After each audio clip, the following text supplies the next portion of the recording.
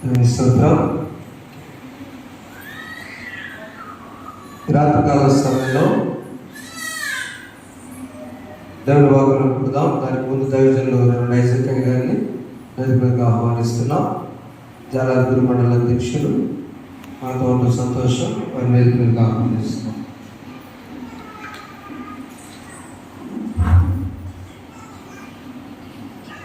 ప్రభువుకు ప్రియమైన దేవుని బిడ్డలారా, దేవుడికి చెడుగా శ్రేష్టమైన సమయాన్ని బట్టి దేవునికి వందనాలు చెల్లిస్తున్నాను.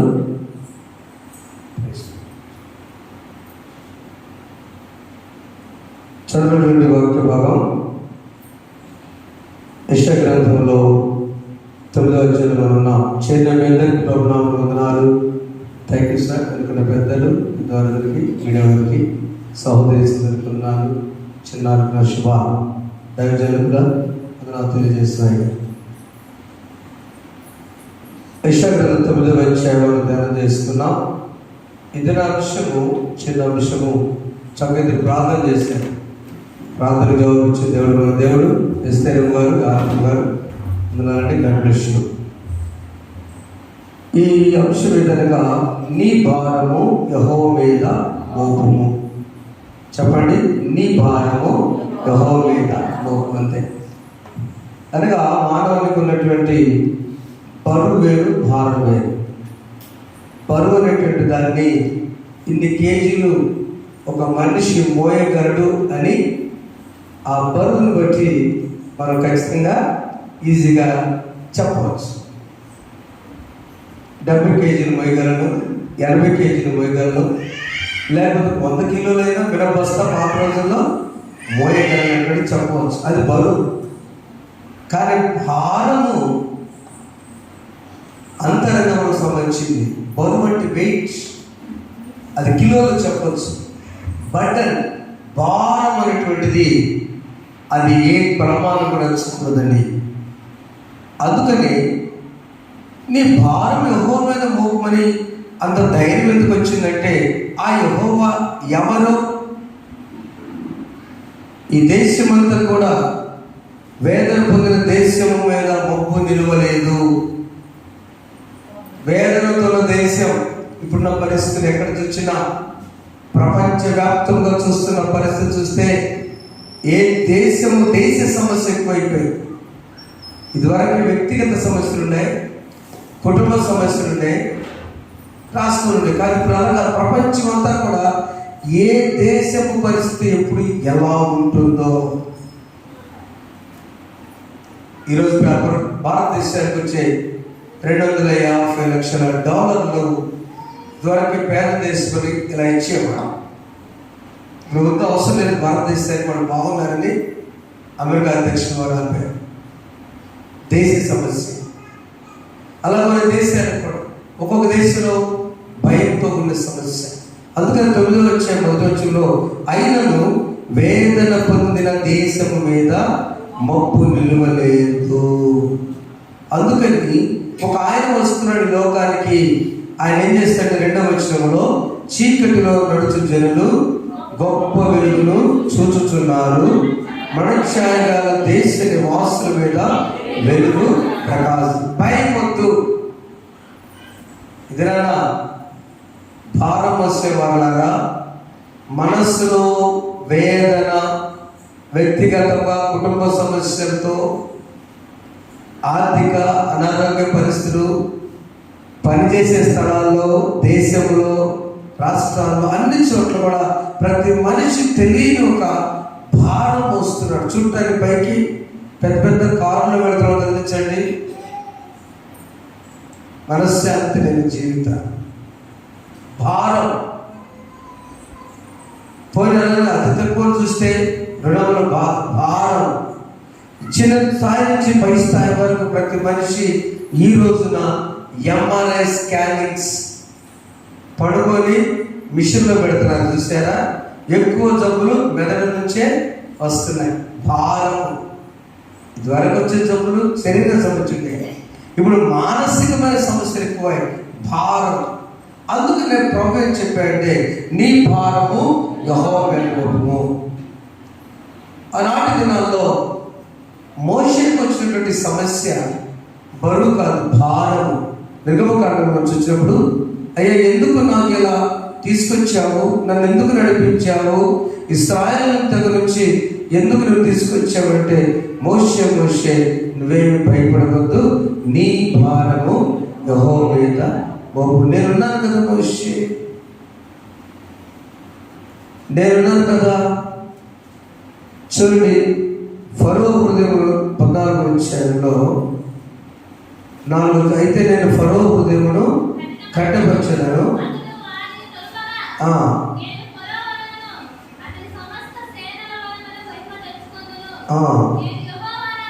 నేను యెహోవానని. అంతే. ఈ పరిస్థితుల్లో ఓ ప్రక్కన సైన్యాన్ని తరవడానికి కూడా దేవుడు ఫరో హృదయం కట్టిపరిచాడంట. అంటే ఈ మోషే ఏం చేస్తాడు, నడిపిస్తున్నాడు. జాగ్రత్త ఆలోచించండి. ఫరో మంచివాడే అనిపిస్తుంది బట్టి. అందరూ వచ్చి, అయ్యా ఇశ్రాయేల్ అంతా ఐగుప్తు దేశం నుంచి వెళ్ళిపోయారు కదా, మరి అట్లా వదిలేస్తున్నాం ఏందా అంటే, పోనీలు అయ్యే పాపం వాళ్ళు వెళ్ళిపోయారుగా అని ఫరో అంటే, వాళ్ళు అట్లా అర్థమైంది, వాళ్ళు ఏదో చేద్దాం. యెహోవా ఫరో హృదయాన్ని కఠినపరిచి సైన్యాన్ని పంపించాడు. ముందేమో సముద్రం, వెనకేమో సైన్యం. ఏమయ్యా మాకు సమాధులు లేవని ఇక్కడ తీసుకొచ్చావా? అప్పుడు మోషే ఏంటంటే 11వ వచనంలో, అందుకు మోషే భయపడండి, యెహోవాను నేను మీ కలుగు చేయు రక్షణ మీరు ఊరకరించును చూడండి, మీరు నేను చూసిన ఐగుప్తులకు మీరు మరణను చూడరు. యెహోవా నీ పక్షమున యుద్ధం చేయడు, మీరు ఊరికయ్యే ఉండే ప్రజలతో చెప్పాడు. ఈ సందేశం మోషే చెప్పిన ఉద్దేశం ఏంటంటే, యెహోవా మీద భారము మోయటానికి, ఇంకో మాట చెప్పాలంటే మన భారం యెహోవా మీద వేయటానికి ఇదొక అవకాశం. కొంచెం అర్థం చేసుకుంటారు. ముందు సముద్రం, వెనక సైన్యం తరుగుతుంది, అంటే మధ్యలో మనిషి ఉన్నాడు. ఈ పరిస్థితుల్లో చాలా బ్రతుకంటానికి అవకాశం లేదు. సముద్రం కూడా చచ్చిపోతారు, పోనీ వెనక్కి తిరిగి వెళ్దామన్నా వాళ్ళు హతమారుస్తారు.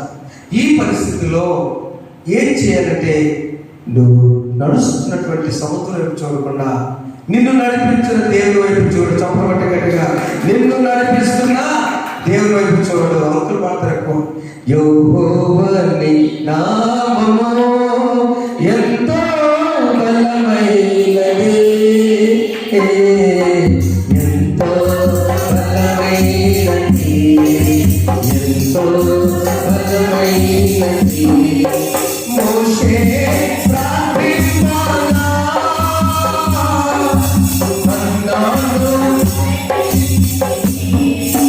యెహోవా ప్రార్థించగా సూర్య చంద్రుల యెహోవా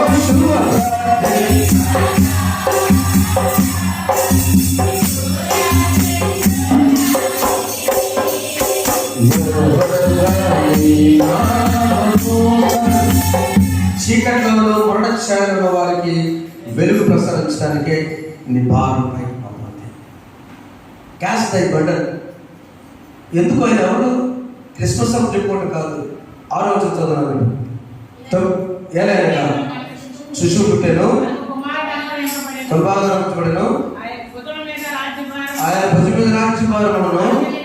ఎవరైనా ఆశ్చర్యకరుడు, ఆలోచనకర్త, బలవంతులైన దేవుడు, నిత్యుడ తండ్రి, is the prince of peace. సమాధానకర్తకు అధిపతమ్మ. మనస్సు లేని వారు, మనశ్శాంతి లేని వారులారా, ఇలాంటి మనశ్శాంతి లేని అనేక మందికి మనశ్శాంతి కలుగు చేయడమే ప్రిన్స్ ఆఫ్ పీస్. యెషయా 9వ అధ్యాయం 6వ వచనము క్రిస్మస్ అని చెప్పుకుంటాం. ఎవరు యెహోవా? ఎందుకు ఆయన మీద భారం వేయాలి? ఎందుకు మన భారం ఆయన మీద వేయాలంటే, ఆశ్చర్యకరుడు. సముద్రాన్ని కూడా చీల్చి 6 నెలలు నడిపించిన ఆశ్చర్యకరుడు. ఆకలైతే మన్నాను కురిపించిన ఆశ్చర్యకరుడు. నిన్ను ఎలా నడిపించాలో చేసే ఆలోచనకర్త. సైన్యం వెనక తరుతుంటే వారి సముద్రం తీసుకొచ్చి ముంచివేయగల బలవంతుడైన దేవుడు, నిత్యులకు తండ్రి, సమాధానకర్తకు అని ఆయన నీకుంటే నీ భయం ఏంటండి? మత్తయి సువార్త 11వ అధ్యాయంలో 28వ వచనం మనం చూస్తే 11వ 28వ వచనంలో ప్రయాసపడి భారం వహించిన ఇక్కడ సమస్త జనులారా నా దగ్గర రండి, నేను మీకు విశ్రాంతిని. అంతే. ప్రయాసపడే భారం, బరువు మోసాల ఇక్కడ ఏ భారం ఉన్నదో చెప్పారు కదా, వ్యక్తిగత భారం ఉంటాయి. ఇక లిస్ట్ అక్కర్లా మనకి. అది అనారోగ్యమా, ఆర్థిక పరిస్థితుల, కుటుంబమా, విద్యాభ్యాసమా, వివాహాలు, గృహ నిర్మాణమా, తగాదాలా, పనిచేసే స్థలంలోనా, వ్యవసాయం తగాదాలా, భార్య భర్తల మధ్య తగాదాలా, చదువుకోవడం సైతము అర్థం చేసుకునే అంతరాయాల, చాలా భయంకర పరిస్థితులు మనం ఉన్నాం. అలాంటి పరిస్థితుల్లో ప్రయాసపడి, ఎందుకు ప్రయాసపడటం? బుడలు ఉన్నప్పుడు తప్పదు కదండి. Yes, okay. ప్రయాసపడి భారం వహిస్తున్న ఒక కులము, ఒక మతము, ఒక దేశము కాదు, సమస్త దేశముల, సమస్త జనుల, 100వ కీర్తన కూడా సమస్త దేశములారా యెహోవాను స్తుతించండి. It means all the world caste దై బర్డెన్ ఆన్ లార్డ్. సమస్త జనులారా మీ భారము యెహోవా మీద వేయండి. కానీ దేనికి కష్టం? ఎందులయ్యా? మనుషులు కదా, ఎలా భారం వేస్తాం? మొత్తం ఆయన మీద పెట్టేస్తాం. సగం నేను, సగం అంటే కుదరదు. చాలా మంది ఫెయిల్ అవుతున్న ఉద్దేశం ఏంటంటే, చిన్నపిల్లలు చూడండి, వారు నడిచేసేపు నడిచి, కరెక్ట్గా 3 సంవత్సరాల పిల్లలు నడిచేసేపు నడిచి 2 చేతులు ఎత్తి కేకలేసి ఏడుస్తారు కదా, ఎత్తుకోమని. ఎవరా సరెండర్ అవుతారు. వాడు కొద్దిగా నడుస్తారు, తర్వాత ఎత్తుకోమని 2 చూపిస్తారు. ఒక వయసు వచ్చిన అవనస్తులు అయితే సగాన్ని నడిచి, 30 నడిచి అమ్మ కొద్దిగా ఆధారపడతారంట. ఇంకొంతమంది అయితే నువ్వు చేసింది ఒకరు మా తండ్రి తండ్రి నాకు తెలుసు వెళ్తాను, తప్పిపోయిన మాట వెళ్ళలేదా? ఆయన సంపూర్ణంగా ఆయన కోరుకుంటుంది ఏంటంటే, నీ భారము యెహోవా మీద మోపు. ఎట్లాగంటే ప్రయాసపడి భారం వహించిన సమస్త జనులారా నా ఎదురు రండి, నేను మీకు రెస్ట్ ఇస్తాను. ఇంగ్లీష్లో I will give you rest. A rest తెలుసా? ఏ విషయాలు తెలుసా? The spiritual rest. కెనడా నుంచి చార్లీ ఫోటం గారని, అప్పుడు పాస్టర్ గారు మా వివాహం కూడా అయింది, వాళ్ళు కూడా తీసుకెళ్ళాను. నేను చదివిన బైబిల్ కాలేజ్ బెంగళూరు, సంవత్సరానికి ఒకసారి సెమినార్ పెడుతున్నారమ్మా. ఇక లాస్ట్ సెమినార్, ఇక ఆ కాలేజీలో వెళ్ళటానికి లేదు. వారు కూడా సందేశాలు వచ్చి ఏ మనుషులను చూస్తే అప్పటిదాకా వెళ్ళినప్పుడు అక్కడ చెప్పలా. అప్పుడు సెల్ ఫోన్ కూడా అంత లేవు, 2001 అప్పుడు అంటారు. అక్కడ రాస్తారు ద రెస్ట్, విశ్రాంతి. ఇదేంటమ్మా? ఆ 3 దినాలు దాని మీద మాట్లాడారు. స్పిరిచువల్ రెస్ట్, ఆత్మీయ విశ్రాంతి. ఆత్మీయ విశ్రాంతి లేక మనిషి సతమతమైపోయింది. మత్తయి సువార్త 5వ అధ్యాయంలో ఆత్మ విషయమై దీనిని వారు ధన్యులు పరలోక రాజ్యం. అసలు ప్రసంగం, కొండ మీద ప్రసంగం మొదటి అంశమే అది పెట్టాడు కదా. కారణం తెలుసా? మన ఆత్మకు రెస్ట్ లేదండి. ఈ బయట ఉన్న భౌతికమైన శారీరక సమస్యలు, బాధలు, వీటన్నిటి ద్వారా ఆత్మకు రెస్ట్. ద స్పిరిచువల్ రెస్ట్, ఆత్మీయ విశ్రాంతి. ప్రయాసను భారం మోచున్న సమస్యని అడగరండి, నేను మీకు విశ్రాంతిని కలుగ చేస్తాను. ఒకసారి చిన్న అంశం చూసి ముగించుకుందాం. దైవజనులు కూడా వచ్చిన మాట్లాడతారు. దానియేలు గ్రంథం 6వ అధ్యాయము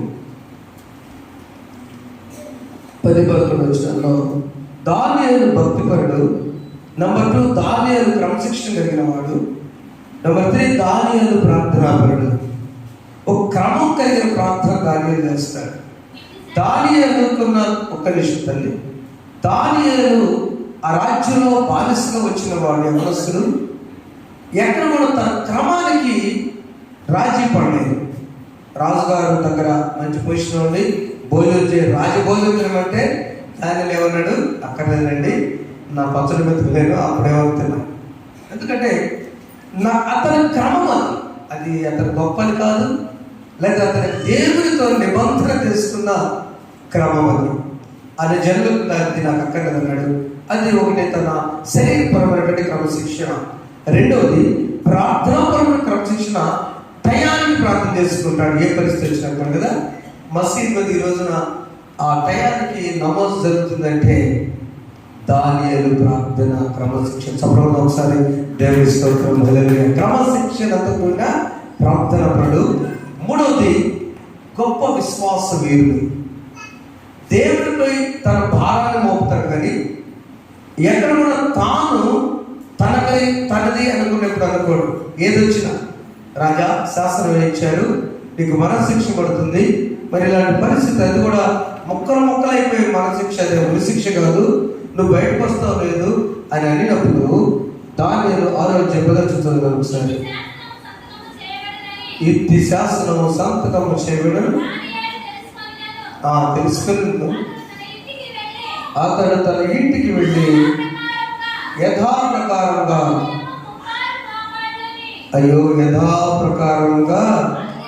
అనుదినము ముమ్మారు మోకాళ్ళుని తన ఇంటి పైగది కిటికీలు యెరూషలేము తట్టుకు తెరవబడినగా తన దేవుడికి ప్రార్థన చేయొచ్చు అని సూచించు వచ్చిన. చప్పుడు పట్టు ఒకసారి ప్రయత్నిస్తున్నామని తెలుస్తున్నాం.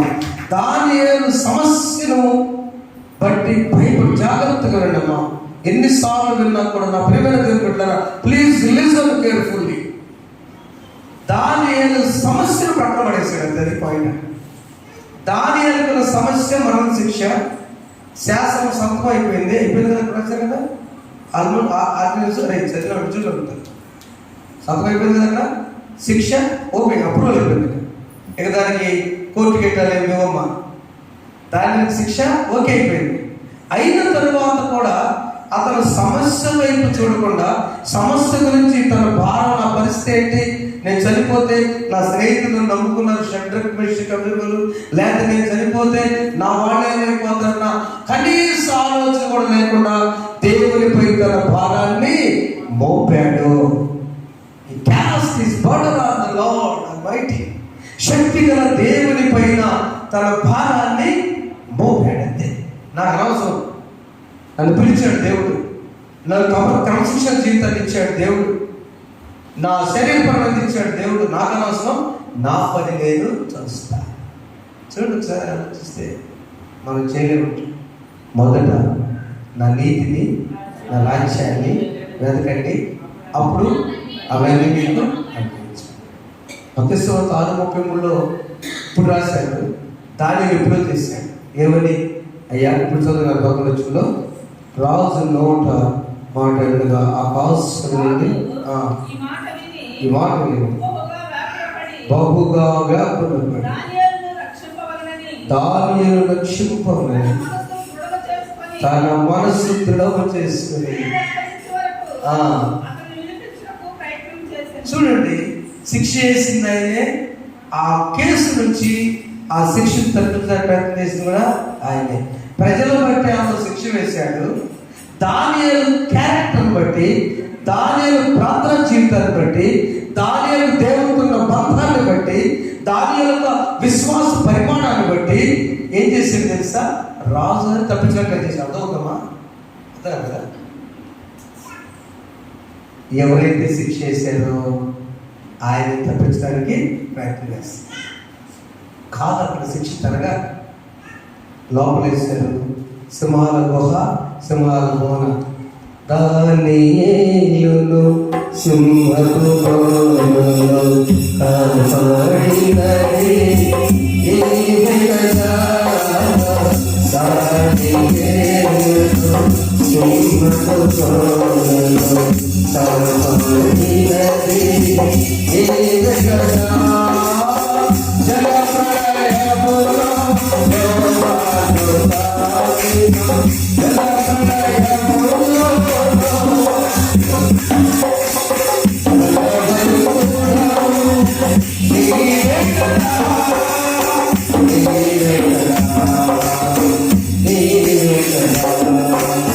Yeah.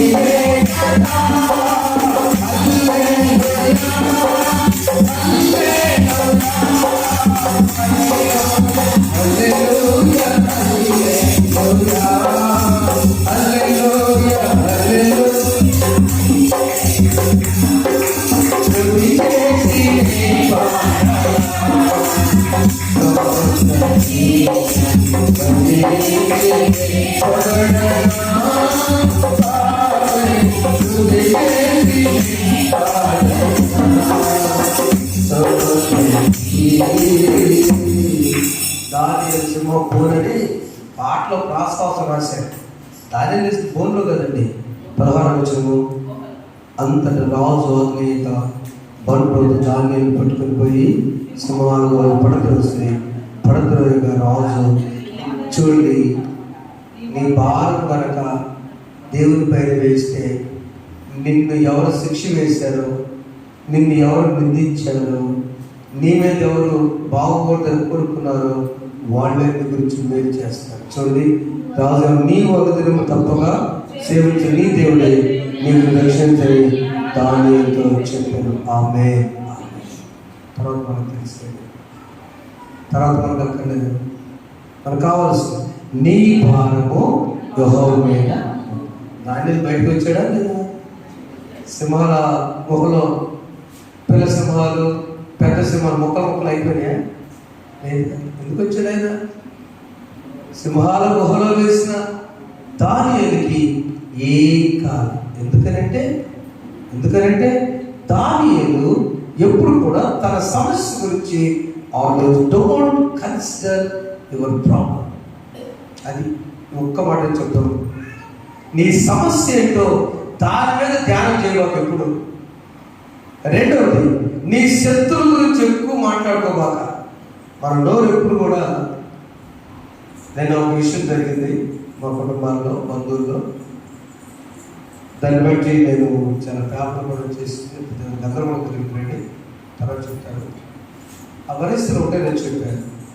ఒక మనిషిలో 100% మనిషి సంపూర్ణంగా ఉండడు.